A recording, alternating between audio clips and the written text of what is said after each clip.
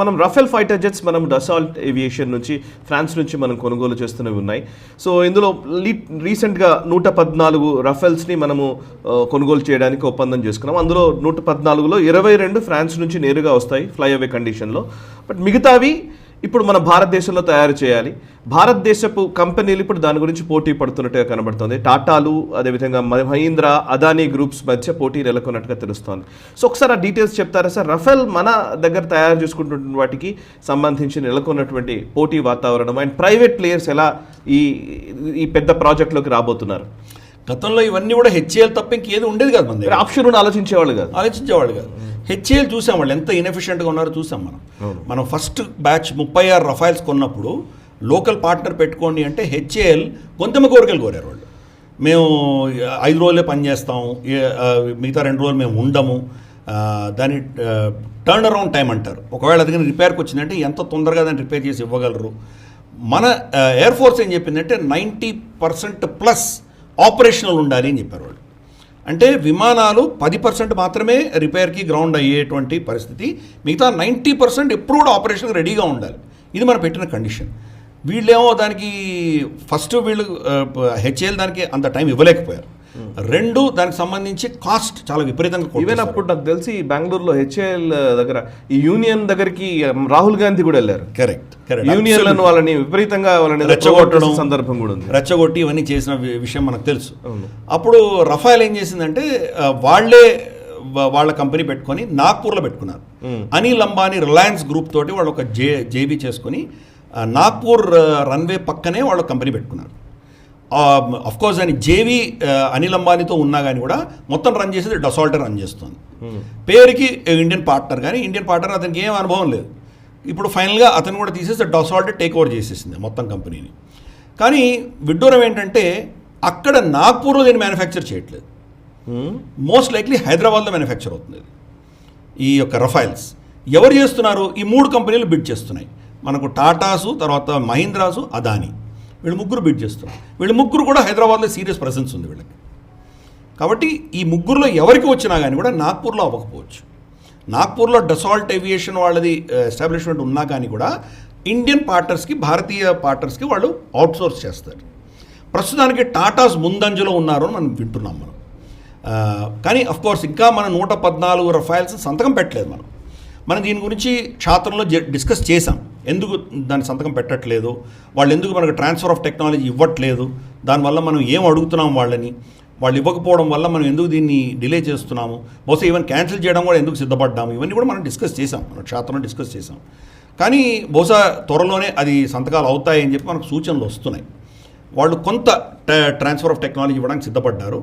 Core technology మనకి ఎలాగ ఇవ్వరు, కానీ మన అడిషనల్ మిజైల్స్ మనం అనుసంధానం చేసుకోవడానికి కావాల్సిన లేయర్ మాత్రం మనకి ఇవ్వడానికి వాళ్ళు సిద్ధపడుతున్నట్టు మనకు అర్థమవుతుంది.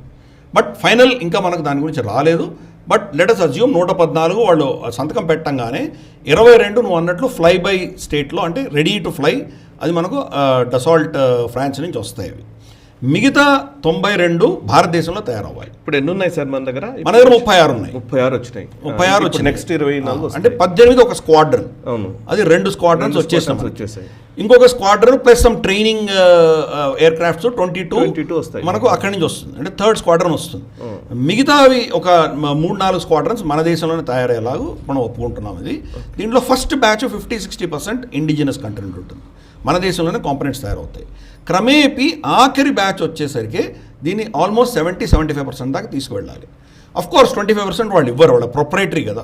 ఆ మెటలర్జీ కానీ దాంట్లో ఉన్నటువంటి ఇంజిన్స్ కానీ చాలా మటుకు వాళ్ళే ఇస్తారు. అది మనం ఏం చేయలేం, దాన్ని ట్రాన్స్ఫర్ చేయడానికి సిద్ధంగా లేరు వాళ్ళు. కానీ మనకు ఈ ఒప్పందం జరిగిన తర్వాత ఇమ్మీడియట్గా మన దేశంలో దాన్ని అండర్ లైసెన్స్ దీన్ని తయారు చేయడానికి ఈ 3 కంపెనీలు బిడ్ చేస్తున్నాయి. ఇది పెద్ద పరిణామం మనకి. 3 పెద్ద కంపెనీలు, మేజర్ కంపెనీలు, మన దేశంలో ఉన్నటువంటి బిగ్గెస్ట్ 3 కంపెనీలు దీనికోసం బిడ్ చేస్తున్నారంటే మన ఏవియేషన్ ఇండస్ట్రీ ఎలా వెళ్తుందో correct. So very big news అది. కరెక్ట్. కాబట్టి వాళ్ళకి 3లో ఎవరికో వచ్చేటువంటి సూచనలు ఉన్నాయి. హెచ్ఏఎల్కి రావట్లేదు, ఎనీ విచ్ వే అది వాళ్ళు ఇవ్వరు, హెచ్ఏఎల్కి ఇవ్వరు. ఆమ్కా వీళ్ళే చూస్తున్నారు, అలాగే ఇప్పుడు రఫైల్స్ వీళ్ళే చేస్తున్నారు. ఫైనల్గా హెచ్ఏఎల్ కొంత పోర్షన్ అసెంబ్లీకి ఏదైనా ఇచ్చినా మనం ఆశ్చర్యపడక్కర్లేదు. కానీ they are not the lead players. వాళ్ళు కాకుండా ప్రైవేట్ రంగ సంస్థలు ఉండబోతున్నాయి. సో మనకు మోదీ ప్రభుత్వం వచ్చిన తర్వాత డిఫెన్స్ రంగాన్ని ప్రైవేట్ రంగ సంస్థలకు ఓపెన్ అప్ చేసిన తర్వాత ఎటువంటి పరిణామాలు చూస్తున్నామో, లేకపోతే హెచ్ఏఎల్ మీద ఆధారపడవలసింది. యాక్చువల్లీ నేను మిమ్మల్ని ఈవెన్ గ్లోబల్ రౌండప్లో అడుగుదాం అనుకున్న ప్రశ్న నాకు మొన్నటి నుంచి తడుతోంది. యాక్చువల్లీ చైనాకి డొనాల్డ్ ట్రంప్ పర్యటనకు వెళ్ళినప్పుడు టెస్లా అధినేత అటు ఈవెన్ మన యాపిల్కి సంబంధించి టిమ్ కుక్ కావచ్చు, ఈవెన్ ఎలాన్ మస్క్ కావచ్చు, వీళ్ళందరినీ తీసుకుని వెళ్ళారు. ఆయన ఒక పెద్ద డెలిగేషన్తో వెళ్ళారు. అందరూ వ్యాపారవేత్తలను తీసుకెళ్లారు. నరేంద్ర మోదీ గారు అట్లా మన దేశంలోని వ్యాపారవేత్తల్ని ఏ టూర్ కన్నా తీసుకెళ్తే ఇక్కడ పరిస్థితి ఏ విధంగా ఉండేది? Just asking you. ఇప్పుడు నేను ఎందుకంటే ఇప్పుడు టాటాల గురించి, మహీంద్రాల గురించి, అదాని గురించి మాట్లాడంగానే ఆ పక్క నుండి ఒకడు ఎవడో కమెంట్ పెడుతూ ఉంటాడు. సీరియస్లీ వాళ్ళకి సమాధానం చెప్పాల్సిన అవసరం కూడా ఉంది. ముఖ్యంగా మన తెలుగు స్టేట్స్లో ఆ జాడ్యం నుంచి మనం బయటకు రాలే. ప్రైవేట్ ప్లేయర్స్ అంటేనే దొంగలు అనే భావం నుంచి రాలే. కరెక్ట్. ఇదంతా మనకు వామపక్ష భావజాలం ఏదైతే మనకు నరనాళంలో జీర్ణించుకుపోయిందో దాంట్లో ఎప్పుడు కూడా బైనరీలో చూస్తారు. ధనం సంపాదించేవాడు, ధనవంతుడు, ఉద్యోగవేత్త, వీడు పీడించేవాడు, మిగతా వాడు పీడితులు. ఫిక్స్ అయిపోయారు వాళ్ళు. వాళ్ళు దేశం కోసం ఎంత చేస్తున్నారు అన్నది మాత్రం మాట్లాడరు వీళ్ళు.